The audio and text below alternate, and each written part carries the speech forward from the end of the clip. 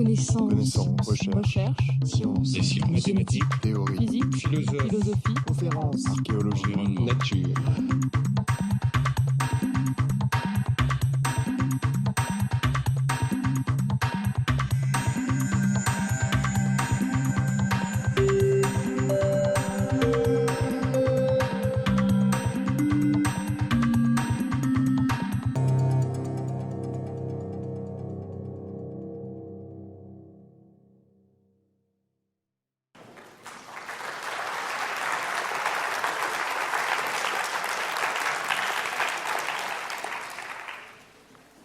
Bonsoir.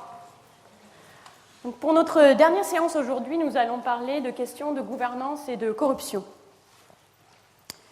Quand on aborde ces sujets, en général, on les aborde d'un point de vue extrêmement général. Ce sont de grandes questions. Par exemple, on parle de démocratie. On parle souvent en ce moment de la nécessité ou non de l'exporter, par exemple. On parle de droit de propriété. On parle de décentralisation, mais à un niveau qui reste très général. Et c'est la même chose pour la corruption. Quand on pense à la corruption, on pense avant tout au compte en Suisse des dictateurs africains. Alors, ce que je vous propose aujourd'hui, c'est une vue d'en bas, si vous voulez, selon l'expression de deux de mes collègues, Rohini Pandey et Christopher Youdry, qui proposent de regarder les institutions, ces grandes questions, à partir du bas. La corruption qui touche de fait les plus pauvres, ceux dont nous nous occupons pendant ce cours, c'est une corruption qui est beaucoup plus large que les comptes en banque des dictateurs africains. Il s'agit de la police qui n'enregistre pas votre plainte, de l'infirmière qui ne vient pas travailler, que nous avons déjà vu précédemment, du maire qui demande un pot de vin avant de vous délivrer une carte d'alimentation, ou de détails comme ça, qui font finalement la vie de ces populations les plus pauvres. Et de la même manière, quand on pense à la gouvernance, il y a la question de la démocratie, des grandes institutions, mais tout est aussi dans le détail. Alors, ce qu'on va voir aujourd'hui, c'est que les règles de décision, les règles qui encadrent le processus de décision au niveau local, ont une influence extraordinaire sur le type de décisions qui sont prises, sur la distribution des ressources au sein des villages ou des villes, et sur la satisfaction et la liberté des individus. Donc la question de comment la question de la façon dont la prise de décision politique est gérée, dans le détail, est extrêmement importante. Et c'est donc de cela que nous allons parler aujourd'hui, continuant par là même notre exploration de questions locales et spécifiques plutôt que de grands problèmes. Alors commençons par la corruption. Qu'est-ce que la corruption d'abord ? Et la définition que nous emploierons aujourd'hui, il y a plusieurs définitions, mais la définition sur laquelle nous travaillerons aujourd'hui, c'est que la corruption est un épisode où un fonctionnaire ou un élu enfreint le règlement pour obtenir des avantages personnels.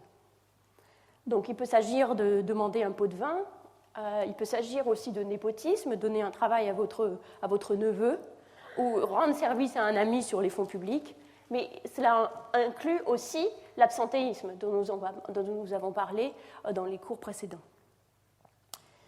En général, la question de la mesure de la corruption est délicate. Comme on le verra plus tard, il est difficile de mesurer la corruption puisque, comme ce sont des actes illégaux, en général, les participants à la corruption ne sont pas très prêts à vous donner l'information. Ce que font les organismes qui mesurent la corruption, comme par exemple l'Economist Intelligence Unit, qui vend des rapports sur la corruption des pays, c'est de demander aux hommes d'affaires des pays en question quelles sont leurs perceptions de la corruption. Donc c'est une corruption qui est centrée sur le monde des affaires. Donc ça va être une corruption qui est centrée sur la question de grands marchés publics ou de l'obtention d'un permis ou des choses comme cela. Or, les pauvres, qui ne sont absolument pas couverts par ce type de mesures, sont les principales victimes de la corruption. Ce sont les pauvres qui sont victimes de l'absentéisme dans les écoles, ce sont les pauvres qui sont victimes de la mauvaise qualité des routes et des infrastructures. Or, d'où viennent qu'a à voir la corruption avec la mauvaise qualité des routes? Deux choses. D'une part, les routes sont mal construites, on va en parler beaucoup aujourd'hui. D'autre part, le surpoids des camions dû à la corruption fait que les routes sont mal entretenues.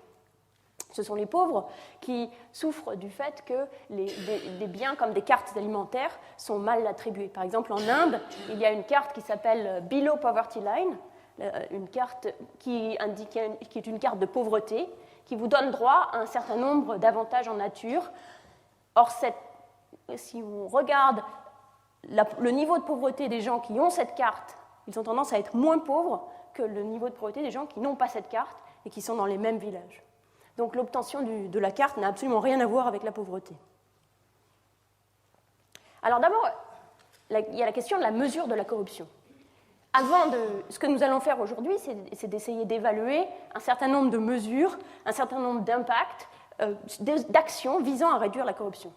Mais pour ça, cela nécessite d'être capable de mesurer de façon fiable, à un niveau très local, la corruption telle que je la définissais par avant. Or, c'est difficile puisque la corruption est illégale, et donc souvent les participants, que ce soit les personnes qui donnent le pot de vin ou les personnes qui reçoivent le pot de vin, ne veulent pas en parler. Donc la méthode traditionnelle, on en a déjà parlé avec les travaux de Economist Intelligence Unit, est de demander à certains informateurs clés leur perception sur le niveau de corruption générale dans le pays. On a vu que c'est une vue qui est très facilement biaisée, en particulier biaisée par le haut, qui ne nous permet pas de repérer vraiment la corruption tant qu'elle touche les personnes les plus pauvres. Une autre façon de procéder est d'aller rendre visite à des ménages et de collecter ainsi des informations, soit auprès des ménages, soit auprès d'entreprises, sur leurs expériences de corruption. Les paiements officieux, les petits cadeaux qu'ils font à des officiels, etc., etc. Donc on va voir un exemple aujourd'hui avec la police. Et puis il y a des études récentes qui ont utilisé des méthodes différentes et plus créatives pour essayer de mesurer mieux la corruption, même dans un climat où les gens ne veulent pas admettre soit être corrompus, soit participer, soit donner des pots de vin. On a vu des exemples de cela dans le passé, quand nous avons regardé l'absentéisme des enseignants et des infirmières. On a vu que c'est par des visites surprises dans les centres qu'on peut voir si les enseignants et les infirmières sont là. Un autre exemple de ce type, c'est ce qu'on appelle les clients mystères. C'est-à-dire, on envoie quelqu'un, par exemple, dans un centre de santé pour voir si on va lui demander un prix pour la visite, alors que la visite est censée être gratuite. Je vais vous donner un exemple de cela que nous allons suivre aujourd'hui. C'est un exemple avec la police. C'est un projet extrêmement fascinant en tant que participant à ce projet que nous avons eu la chance de conduire avec le département de police du Rajasthan. Donc, le Rajasthan est un État de l'Inde nettement plus grand que la France, pour vous donner une idée dans 150 postes de police, et non pas 15, situés dans 11 districts. Donc c'est toute une enquête, tout un projet pour essayer, en collaboration avec la police, de réduire la corruption et d'améliorer l'image de la police auprès du public. Donc ce que nous avons fait pour mesurer une forme de corruption, c'est d'envoyer des enquêteurs locaux qui se sont fait passer pour des victimes relativement pauvres de petits délits, tels que les délits les plus fréquents. Vol de téléphone portable, harcèlement sexuel, vol de vélo, etc. Et ces personnes vont dans les commissariats et essayent de déposer une plainte. Et soit ils y arrivent, le policier accepte de déposer la plainte, auquel cas, juste avant de déposer la plainte, comme c'est illégal de déposer une plainte pour un faux crime, ils annoncent leur identité. Soit ils n'y arrivent pas, dans ce cas-là, juste avant de quitter le commissariat, ils annoncent leur identité également. Je tiens à préciser qu'avant que ce projet ne commence, toutes les stations de police avaient été informées que des visites telles que celle-là auraient lieu et que les résultats ne seraient pas communiqués individuellement à la hiérarchie, de manière à ne pas inquiéter les officiers de police. Or, bien que les stations de police étaient prévenues que quelque chose comme ça aurait lieu, lors de la première visite, seulement 40% de ces plaintes ont été enregistrées. La raison pour laquelle les policiers n'enregistrent pas les plaintes, c'est qu'ils sont jugés en fonction du nombre de crimes qu'ils arrivent à résoudre, donc moins, ou plus exactement qu'ils n'arrivent pas à résoudre, donc moins de crimes vous enregistrez, moins de crimes vous n'arriverez pas à résoudre. Et donc ils refusent d'enregistrer les plaintes, sauf si on leur propose un pot de vin en échange, ce qui évidemment n'était pas le script en question. Donc les plaintes ne sont enregistrées pour ces personnes pauvres que dans 40% des cas, ce qui est évidemment un grave problème. Autre mesure un peu innovatrice de la corruption, c'est de suivre les utilisateurs. Donc voilà un exemple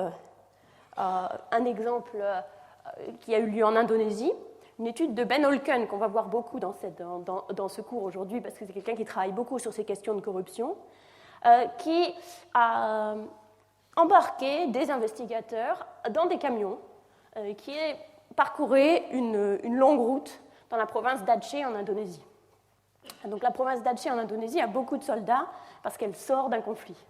Donc les soldats sont le long de la route et à chaque arrêt peuvent demander un petit pot de vin. Et de fait, entre novembre 2005 et juillet 2006, les enquêteurs ont accompagné les routiers dans des circuits sur les 2 routes principales, donc en se faisant passer pour les assistants des chauffeurs. Les chauffeurs savaient évidemment qui ils étaient, mais il y a souvent un assistant dans le camion, donc prenez la personne et le laissez faire. Donc sur ces quelques mois, ils ont participé à 304 voyages, et sur ces 304 voyages, ils ont été témoins de 6000 paiements illégaux.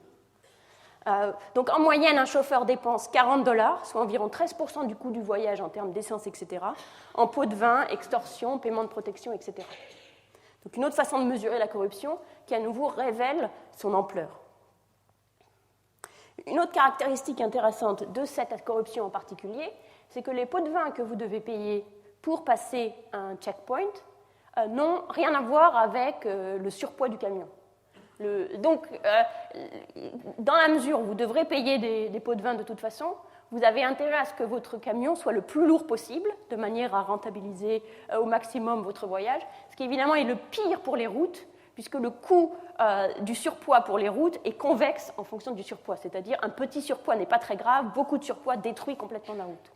Donc on voit qu'ici, on a non seulement des fonctionnaires de police ou des militaires qui se mettent de l'argent dans les poches, c'est une chose, mais surtout, on a non seulement la part du gâteau qui revient aux fonctionnaires de police est plus grande, mais le gâteau lui-même est plus petit, puisque la route est détruite à cause de ce surpoids des camions. Donc c'est un deuxième type de mesure de la corruption, l'audit, qui s'est développé ces dernières années. Un autre type très intéressant, c'est ce qu'on appelle les matériaux manquants. Donc une ressource, par exemple du matériel pour une route, part d'un point A pour arriver à un point B, la route. Combien de matériaux sont perdus au passage? Donc, un exemple intéressant, à nouveau Ben Holken, et on va revenir sur ce projet. C'est un projet très intéressant sur la corruption sur les routes, qui est un gros problème, puisque des routes détruites veulent dire que les villages sont enclavés. Donc la construction des routes est un important problème local. Alors, cette étude que nous allons voir plus en détail dans le futur était centrée sur la corruption dans la construction des routes. Donc, c'est une équipe locale qui est en charge de la construction des routes. Et nous allons voir que Ben Holken, le gouvernement de l'Indonésie et la Banque mondiale veulent essayer un certain nombre de mesures, de programmes pour réduire cette corruption. Mais se pose la question de la mesure de la corruption. Comment savoir si la corruption sur les routes a diminué? Alors, le moyen principal de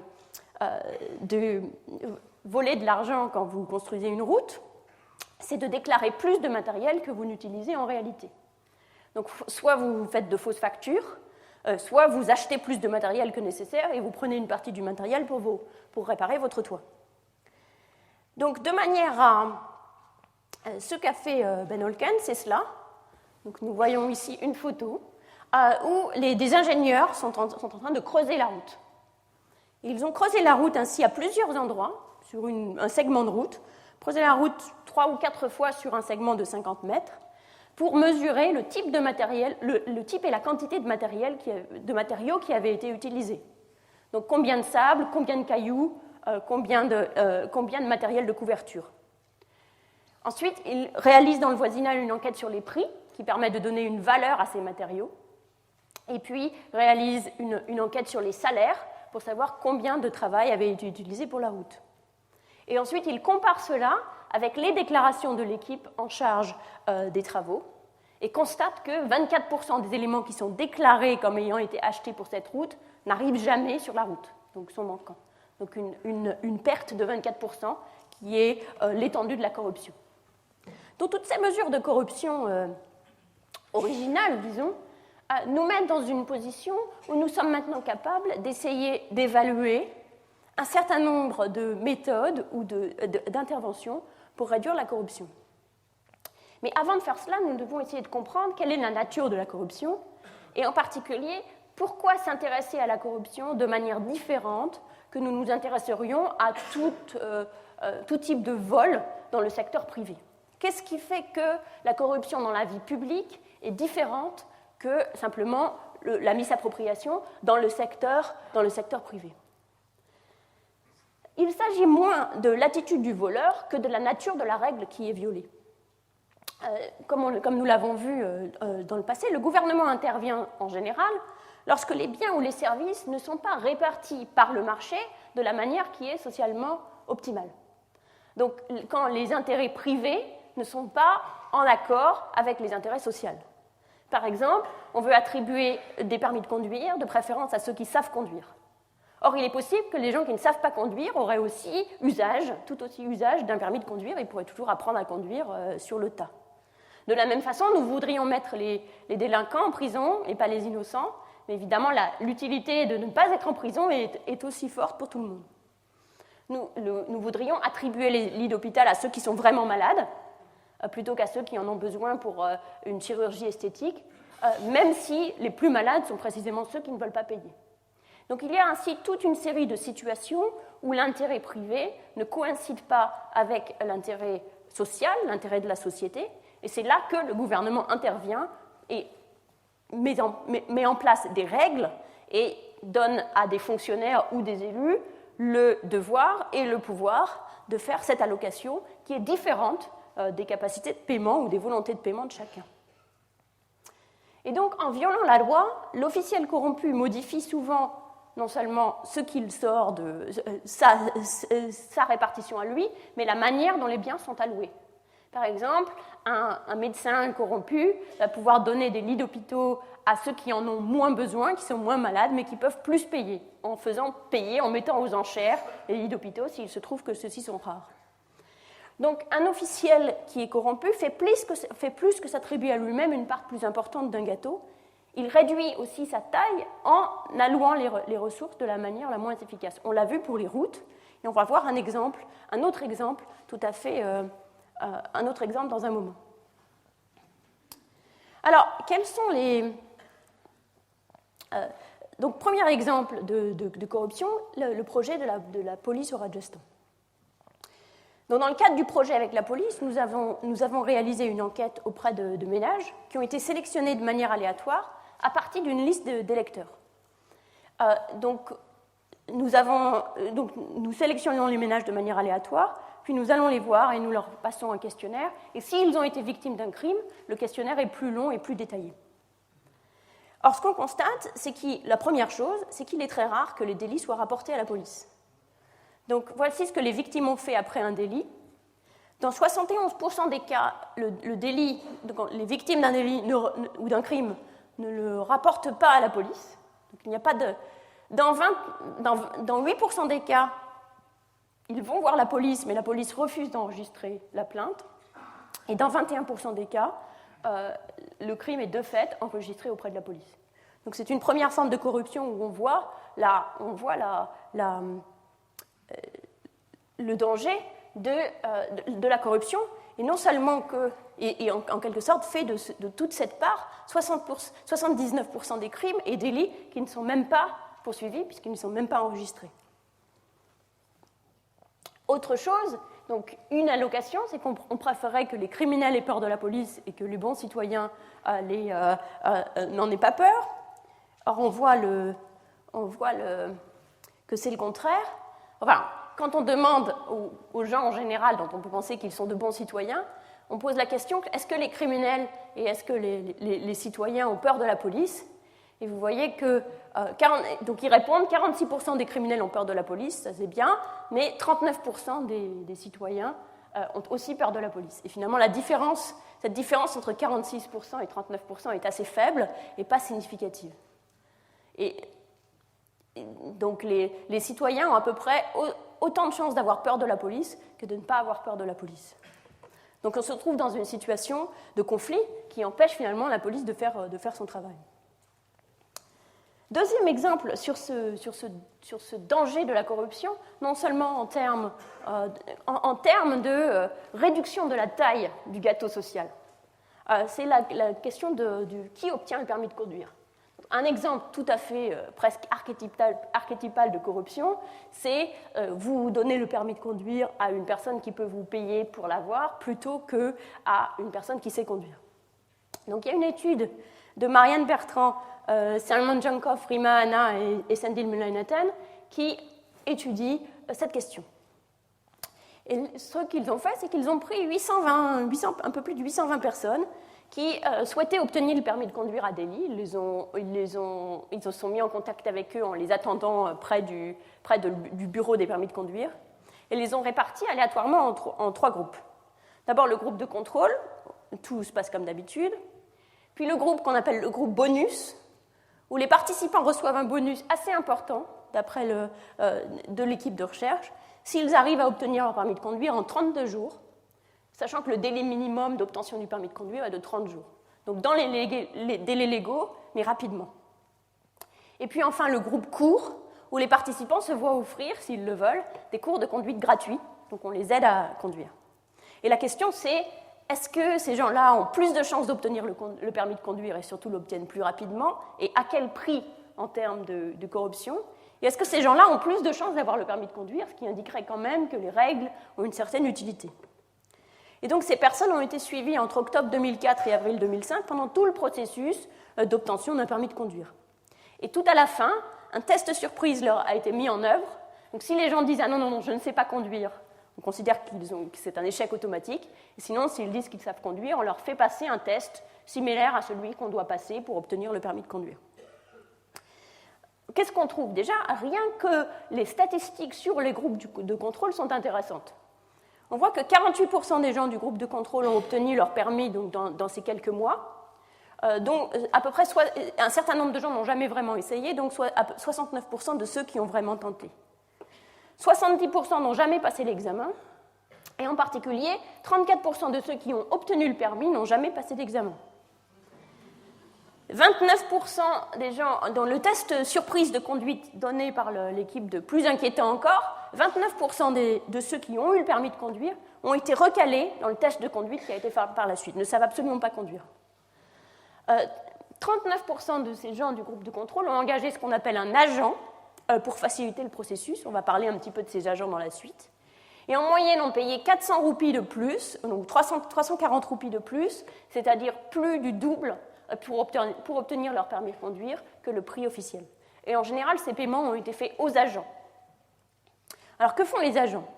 Alors, pour mieux comprendre ce que font les agents, des clients mystères, un petit peu comme les gens que nous avons envoyés à la police, sont allés les voir en leur demandant s'ils pouvaient les aider à obtenir le permis de conduire. Bien sûr, c'est leur métier.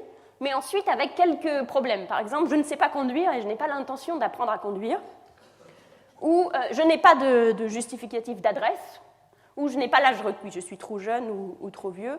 Ou il me le faut rapidement, je veux mon permis en moins de 30 jours. Donc, les agents ont prétendu que le fait de ne pas savoir conduire ne posait aucun problème. Et de fait, ça ne coûte même pas plus cher. Donc, ils ne demandent même pas un petit surcoût pour le fait que vous ne saviez pas conduire.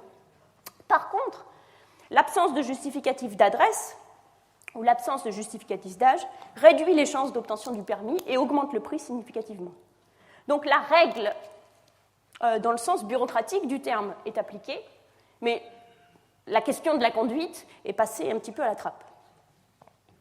Alors maintenant, voyons l'impact des différents traitements sur l'obtention du permis. D'abord, on peut voir que le groupe bonus a plus de chances d'obtenir le permis et l'obtient plus rapidement. Donc le groupe bonus est le groupe du milieu. On a vu que dans le groupe contrôle, 48% des gens obtiennent le permis. Dans le groupe bonus, 73% des gens. Dans le groupe qui a une incitation pour obtenir le permis, l'a obtenu plus rapidement. La moitié d'entre eux l'ont obtenu dans les 32 jours.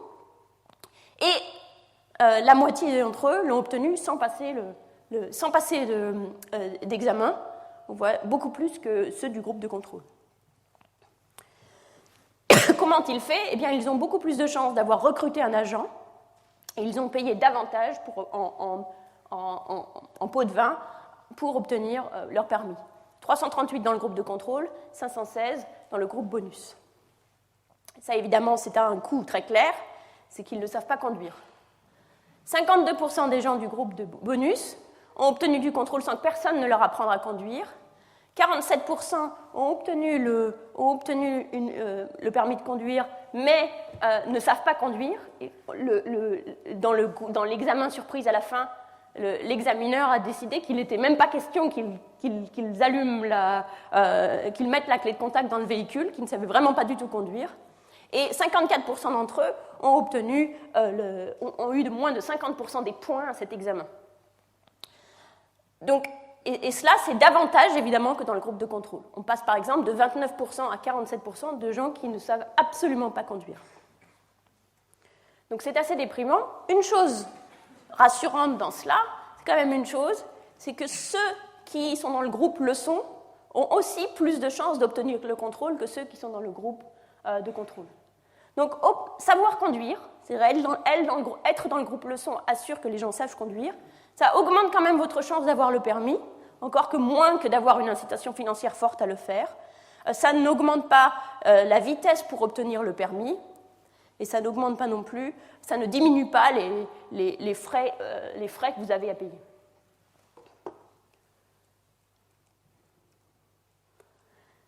Donc la règle continue à remplir une partie de son rôle de sélection, dans le sens où savoir conduire, grâce au cours, cela vous permet quand même, ça vous donne un petit peu plus de chances d'avoir le permis. Mais on voit que la corruption se traduit de la manière la plus simple et caricaturale possible en une mauvaise allocation des ressources, puisque c'est ceux qui veulent vraiment leur permis, parce qu'on leur donne un bonus pour l'obtenir, qui l'obtiennent, même s'ils ne savent pas conduire. Donc, quelques conclusions de cette étude et de l'étude précédente. La première, c'est qu'il est important de signaler qu'il n'y aurait sans doute pas de corruption dans un système où il suffirait de payer pour obtenir le permis sans savoir conduire. Il y a des pays qui ont renoncé à faire passer un examen de conduite. Donc dans ce cas-là, ça limite la corruption. Si la seule chose qu'on ait à faire pour passer le permis de conduire, c'est de payer, eh bien la question de donner un pot de vin de manière à ne pas avoir à prouver qu'on sait conduire disparaît. Est-ce que cela signifie qu'il faut enlever cette exigence ? Eh bien non, puisque si on n'a pas cette exigence, on aura quand même plus de gens qui ne savent pas conduire, puisqu'on a vu que la règle réussit en partie son objectif, qui est de faire en sorte qu'il est quand même plus facile d'avoir le permis si on sait conduire que pas. Donc la corruption naît dans l'écart qu'il y a entre un objectif social, qui est de donner le permis de conduire à ceux qui savent conduire, et de la volonté de priver et de payer, que certains veulent vraiment avoir leur permis de conduire, ils sont prêts à payer beaucoup pour, même s'ils ne savent pas conduire, et le fonctionnaire exploite cette différence pour en tirer le meilleur profit individuel au prix de réduire la qualité de l'allocation sociale.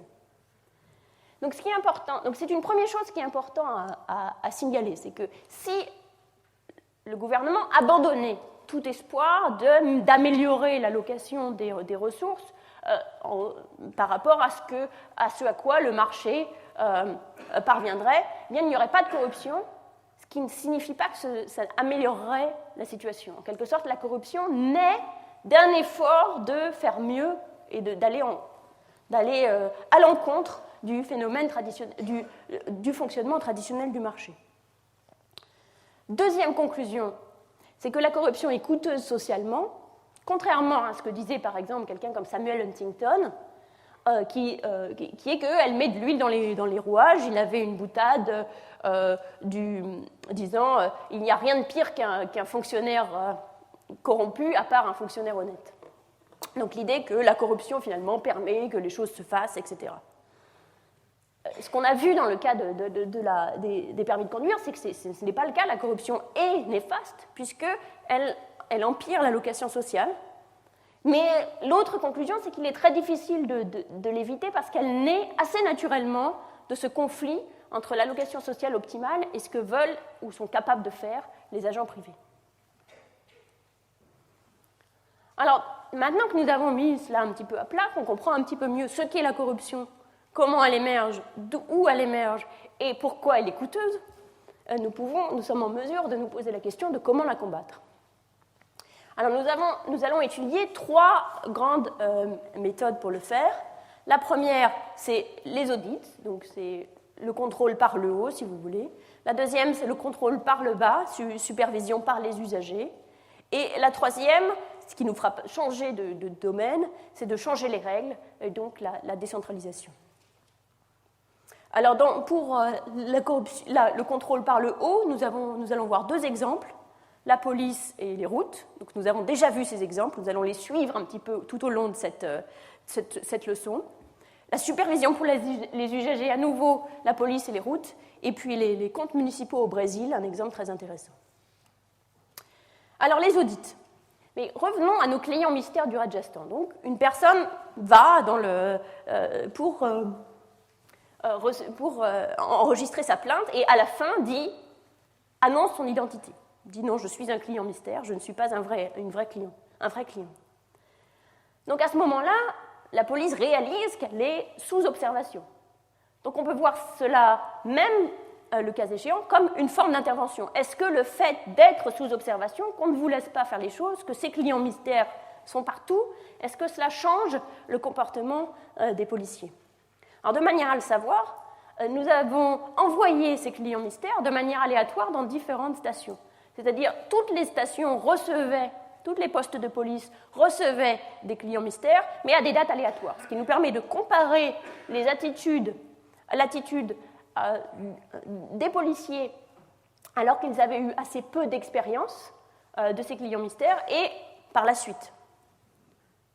Or, ce qu'on voit, c'est que avoir fait, donc ça c'est votre première visite, 40% des plaintes sont enregistrées, et deuxième visite un petit peu plus, troisième visite nettement plus, et puis quatrième et cinquième visite, on arrive à 70%.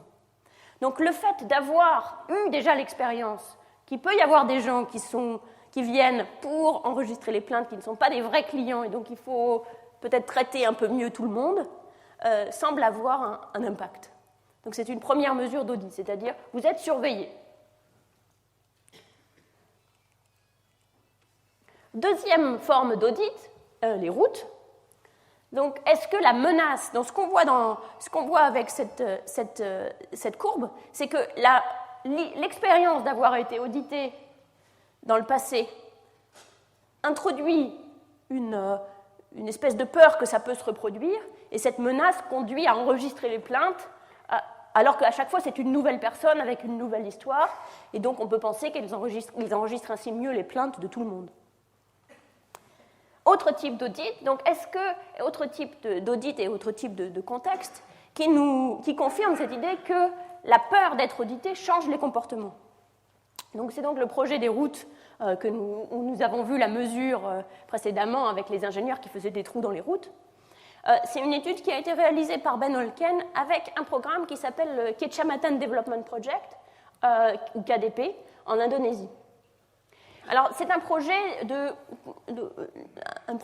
où chaque village choisit un projet, qui peut être un projet de route, un projet d'irrigation, et transmettent une proposition à leur sous-district, qui sélectionne les projets et alloue les fonds au village. Donc, 2 ou 3 villages par sous-district sont choisis et reçoivent les fonds qui leur permettent de réaliser le projet.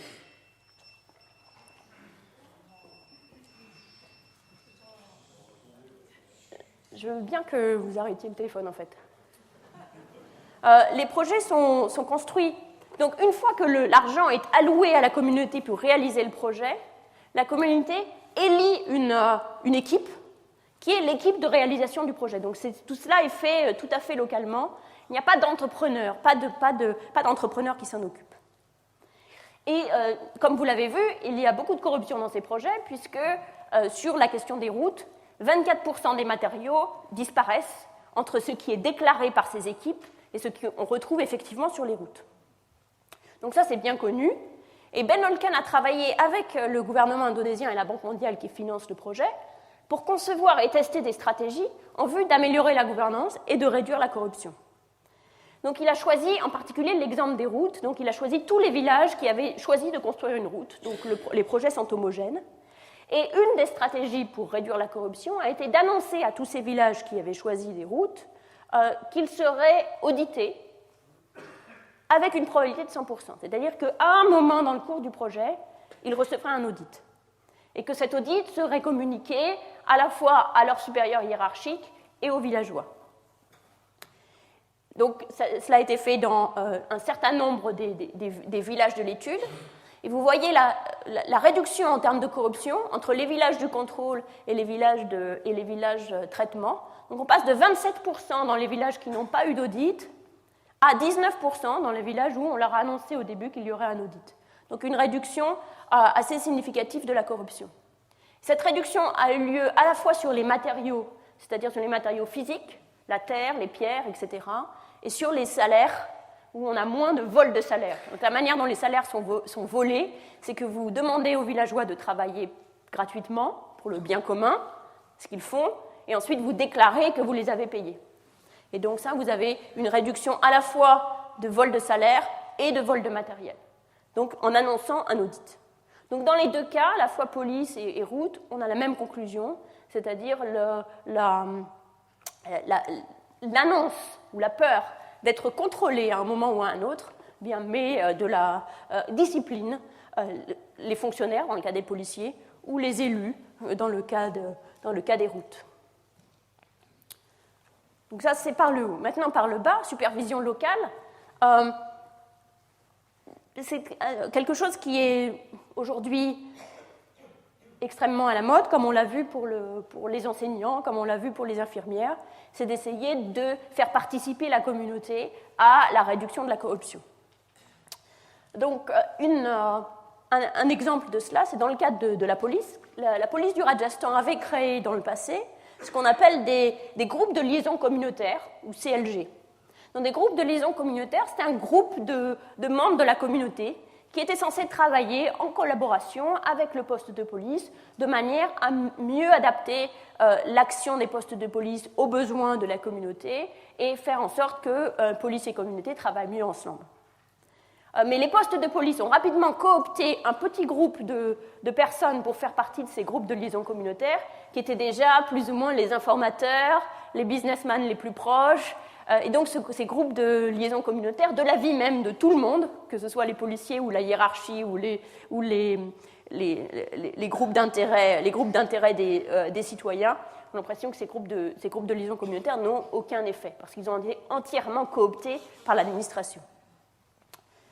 Donc le projet consiste à construire une liste beaucoup plus importante de volontaires pour être des observateurs communautaires. Donc dans chaque station de police, un fichier de 300 personnes a été constitué, 300 volontaires, et chaque personne devait aller à leur station de police une fois par an pendant quelques heures.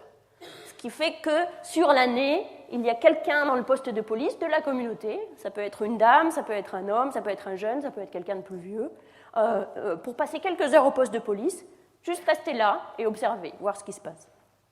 Et le programme fut largement annoncé dans la communauté afin que les gens sachent qu'ils pouvaient aller au poste de police à ces heures-là, puisqu'il y avait un membre de la communauté qui jetait un œil et qui regardait si, par exemple, leurs plaintes étaient enregistrées, s'ils étaient bien traités, etc. Et donc voilà un observateur et le panneau qui explique les règles et en particulier qui explique, c'est à la craie donc on ne voit pas très bien, mais qui explique de quelle heure à quelle heure il y a un observateur communautaire dans cette station. Et ces observateurs communautaires n'ont eu aucun impact. En partie parce que le projet a commencé avec beaucoup d'enthousiasme à la fois dans les communautés et dans les stations de police, mais le temps passant de moins en moins bien. Et le temps passant, il était de plus en plus fréquent d'aller dans un poste de police le jour où il devait y avoir un observateur communautaire et qu'en fait il ne soit pas là. Mais même au début, il n'y a jamais eu aucun impact sur l'enregistrement des plaintes, aucun impact sur le niveau de satisfaction des victimes ou sur la peur de la police. Donc une possibilité, c'est que c'est trop dur, le problème est trop grave et on ne peut pas c'est pas une petite réforme comme ça qui peut vraiment l'atteindre. Or, ça ne me semble pas être le cas puisque en parallèle avec ce programme, nous avions d'abord, nous avons déjà vu l'enregistrement des plaintes. Les clients mystères ont un impact immédiat sur l'enregistrement des plaintes. Mais une autre intervention a été testée en même temps, qui est tout simplement une intervention de formation professionnelle. D'envoyer les policiers à l'académie de police pour leur apprendre deux choses. D'abord, leur apprendre à faire les enquêtes au mieux, donc leur redonner un complément de formation sur les enquêtes, d'utiliser mieux les technologies différentes qui sont à leur disposition, et un volet qu'on appelle, entre guillemets, soft skill, c'est-à-dire médiation, management du stress, capacité à parler avec les gens, etc. Or, cette formation a eu un impact important sur les perceptions de la police dans la communauté, et je tiens à dire que la communauté n'était pas au courant qu'il y avait un programme de formation, donc ne pouvait pas savoir, ne pouvait pas répondre pour nous faire plaisir. Donc ça vient forcément d'un changement d'attitude des policiers et une amélioration aussi de la satisfaction des victimes, liée en particulier à une meilleure prise en charge des plaintes. Plus de plaintes sont prises en charge, et quand elles sont prises en charge, elles sont mieux prises en charge. Et donc le fait que les observateurs communautaires n'aient pas eu d'impact me semble venir d'un échec de ce programme en particulier, et non de l'incapacité à régler ce problème de quelque manière que ce soit. Deuxième exemple de supervision des routes locales, revenons à nos routes. Donc, dans le cadre de projets sur les routes, le même projet qui a vu faire le projet des audits, Ben Holken a aussi testé un volet communautaire. Donc, pour le faire, il a construit son intervention sur la base d'une structure qui existait déjà, qui est que la communauté était censée se réunir plusieurs fois par an de manière à parler avec l'équipe en charge des travaux, savoir s'il y avait des problèmes, discuter des nouvelles orientations, etc. Mais les Indonésiens sont très polis et n'iraient pas à une réunion où ils ne sont pas invités formellement. Et donc ces réunions, très peu de gens y vont. Donc ce que Holken a fait, c'est de faire distribuer dans chaque communauté 300 à 500 invitations nominatives, avec ou sans formulaire de commentaires. Donc on va voir la différence. Donc chaque personne reçoit sa propre invitation en son nom, avec un formulaire de commentaires anonyme, dans certains cas, qui ont été distribués soit en passant par les écoles, donc les écoliers ramènent cela chez eux, soit par les responsables locaux de chaque voisinage. Donc voilà une de ces réunions où quelqu'un discute des problèmes. La participation aux réunions augmenta grâce à cette intervention. Donc la participation aux réunions passa de 48 personnes à 74 personnes en moyenne, donc une forte augmentation de la participation aux réunions, en particulier parmi ceux qui ne font pas partie de l'élite, donc une augmentation de 24 à 47 de gens qui ne font pas partie de l'élite, qui donc se sentent maintenant autorisés à aller aux réunions, et bien que l'échelle soit petite, aussi une augmentation de 8 à 9 personnes du nombre de gens qui parlent, qui prennent la parole à ces réunions. Donc ça, c'est bien. Par contre, globalement, ce projet n'affecte pas plus que les observateurs communautaires la corruption qui a eu lieu sur les routes.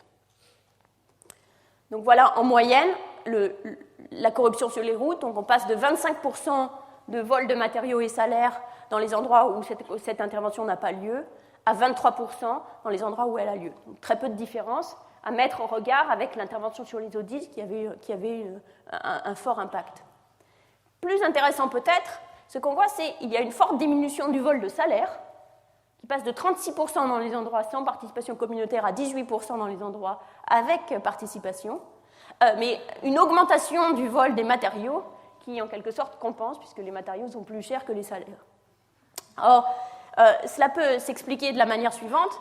À la réunion, les gens se rendent compte que leur salaire a été facturé alors qu'eux-mêmes n'ont pas été payés, et donc disent non, ça c'est pas possible. Donc, de participer à une réunion vous permet de réaliser le vol qui vous affecte, vous, personnellement, individuellement. Par contre, de manière à vraiment être capable de surveiller et de punir une corruption sur le vol des matériaux, il faudrait que les gens s'organisent pour aller surveiller les routes et vérifier que les gens ne partent pas avec des matériaux, etc., ce qui serait beaucoup plus d'efforts. Donc, vérifier qu'il n'y ait pas de vol de salaire correspond à un bien privé. Je ne veux pas que mon salaire soit volé. Mais vérifier qu'il n'y ait pas de vol de matériaux correspond à un bien public, et là, il faudrait une coordination beaucoup plus forte entre les villageois, de manière à faire que cela arrive, et il semble que cela n'arrive pas. Donc, dans le cas des routes, comme dans le cas des observateurs communautaires, on arrive à une conclusion finalement assez pessimiste. On ne peut pas vraiment compter sur la communauté pour faire l'effort elle-même de réduire la corruption. Il faut venir à son aide d'une manière ou d'une autre. Alors, ça ne suffit pas. Cela ne suffit pas nécessairement que la sanction communautaire ne pourrait pas être effective. Mais ce que cela suggère, c'est que la sanction communautaire, pour être effective, doit avoir du matériel, de l'information, pour être capable de réagir à cette information. Donc l'idéal serait peut-être de combiner des audits qui donnent de l'information aux citoyens et la possibilité ensuite pour les citoyens de punir sous la forme d'un vote, par exemple, en fonction de l'information obtenue dans ces audits. Dans le cas des routes en Indonésie, on en a pris un petit peu le chemin puisque les audits étaient communiqués à la fois à la communauté, qui pouvait alors voter un vote de défiance à l'équipe de construction, et était aussi transmis à la hiérarchie. Donc, ce qui serait intéressant maintenant, ce serait de voir s'il est possible, si un système où il y a un système d'audit qui sont ensuite donnés aux citoyens, leur donnant ainsi cette information dans les mains et ne leur demandant pas d'aller la chercher eux-mêmes à leur propre coût, mais de leur donner cette information directement dans leurs mains et de voir si cela conduit à une punition des personnes corrompues. Et c'est exactement ce qui a été fait au Brésil comme une politique. Donc tous les mois, 60 municipalités sont choisies au hasard et leurs comptes sont audités. C'est fait à la télévision, c'est une politique nationale. Voilà la loterie qui détermine quelles communautés vont être auditées ce mois-ci. Donc c'est une méthode de lutte contre la corruption. Ce n'est pas une expérience, c'est pas une étude, hein, c'est la politique. Donc tous les mois, 60 municipalités sont choisies au hasard et leurs comptes sont audités. Et ensuite, les résultats de ces communautés sont transmis au gouvernement ainsi qu'aux médias. Ils sont largement diffusés sur la toile, à la radio, à la télévision, etc. Et donc on peut maintenant se poser la question, est-ce que les résultats de ces audits influencent les résultats électoraux des communautés des communautés qui reçoivent un audit? Pour le savoir, ce que font les deux chercheurs qui ont fait cette étude, qui sont un Brésilien, Ferraz, et un jeune chercheur américain, Fred Finan, ils ont comparé les résultats des communautés qui ont reçu un audit juste avant les élections et juste après les élections et qui ont le même niveau de corruption. Donc, on peut voir le résultat suivant. Donc, en bleu, vous avez les communautés qui ont été auditées juste après les élections. Et donc, vous voyez que dans ces communautés, la probabilité d'être réélu, c'est la probabilité d'être réélu pour l'équipe municipale en place. La probabilité d'être réélu n'est pas fonction de la corruption. En rouge, vous avez les communautés qui ont été auditées juste avant les élections. Et dans ces communautés, la probabilité d'être réélu diminue fortement avec la corruption. En particulier, si on compare par exemple ces deux points, pour les endroits qui ont été élus, qui ont reçu leur audit juste avant pour les endroits qui n'ont été pas du tout corrompus, être audités juste avant les élections augmente les probabilités de réélection. Tandis que pour les endroits qui ont été audités qui ont reçu beaucoup de corruption, être audité juste avant les élections réduit la probabilité d'être réélu. Donc ça signifie bien que les gens sont quand on leur donne l'information, quand on leur demande d'aller chercher l'information, comme dans le cas des routes en Indonésie, cela ne marche pas parce que c'est trop compliqué et trop coûteux d'aller chercher l'information. Mais si on leur donne l'information, ils sont tout à fait disposés à l'utiliser pour sanctionner les responsables. Donc cet exemple illustre le pouvoir des élections locales pour discipliner les politiques. Cet exemple et d'autres ont encouragé un certain nombre de pays en développement à favoriser la décentralisation. Donc le Brésil, par exemple, a un cadre de décision décentralisée. On a aussi vu les panchayats en Inde qui ont commencé en 1993 avec l'amendement de la Constitution qui prévoit qu'une grande partie des dépenses de développement doivent être allouées par les mairies ou les groupements de villages, si vous voulez, les groupes intercommunaux. De manière générale, la décentralisation, la gouvernance locale est tout à fait en odeur de sainteté en ce moment. Alors, quels sont les arguments en faveur de la décentralisation, en particulier dans le cadre de la corruption? La décentralisation permet un contrôle direct des fonctionnaires ou des hommes politiques par les citoyens. Comme l'élection est locale et immédiate, si le fonctionnaire n'est plus un fonctionnaire mais devient un élu du peuple, qui, s'il est corrompu, pourra être immédiatement sanctionné.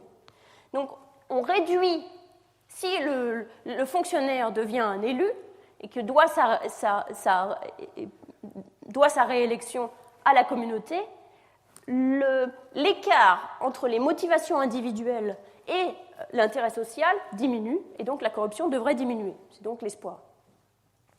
Deuxième raison qui n'a rien à voir avec la corruption, c'est que la communauté locale sait mieux ce dont elle a besoin que le pouvoir central, et que donc avoir un gouvernement décentralisé permet de donner aux gens des écoles si c'est des écoles qu'ils veulent, ou des puits si c'est des puits qu'ils veulent, et de ne pas réaliser des politiques qui ne correspondent pas bien aux besoins de chaque communauté. Troisième raison, travailler ensemble peut aider des communautés à rester solidaires ou à se reconstruire après un conflit. Donc, des politiques comme la politique du KDP qu'on a vu en Indonésie, où les gens doivent travailler ensemble pour décider quel projet réaliser et ensuite l'accomplir ensemble, est une forme de ce qu'on appelle CDD, Community Driven Development Project. Donc, c'est des projets de développement inspirés par la communauté, qui est une stratégie de développement très populaire aujourd'hui dans les zones qui se remettent d'un conflit. Comme par exemple au Rwanda, au Libéria, au Sierra Leone. On essaye de faire travailler les gens ensemble autour d'un projet commun, non seulement pour réaliser le projet commun, mais aussi parce qu'on espère que le processus leur permettra de se remettre du conflit.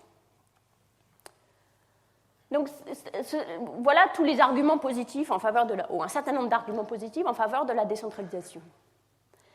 Mais le contrôle local a aussi ses inconvénients.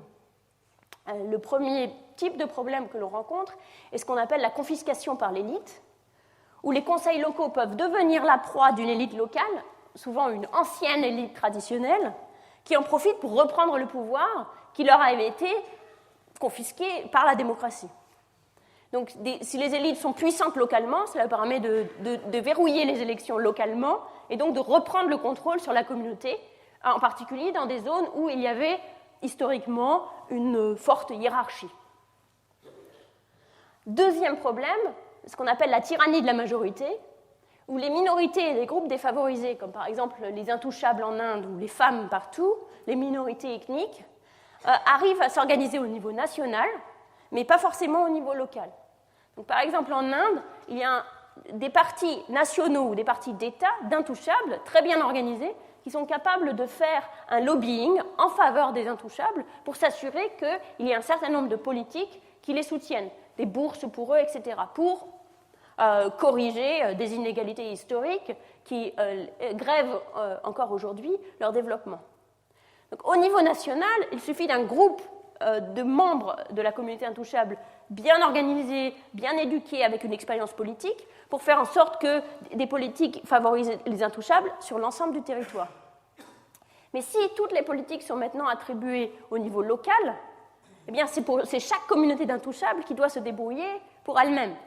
Or, cela peut être extrêmement difficile au niveau local, puisque, en général, les intouchables vont être plus faibles, en position minoritaire, etc.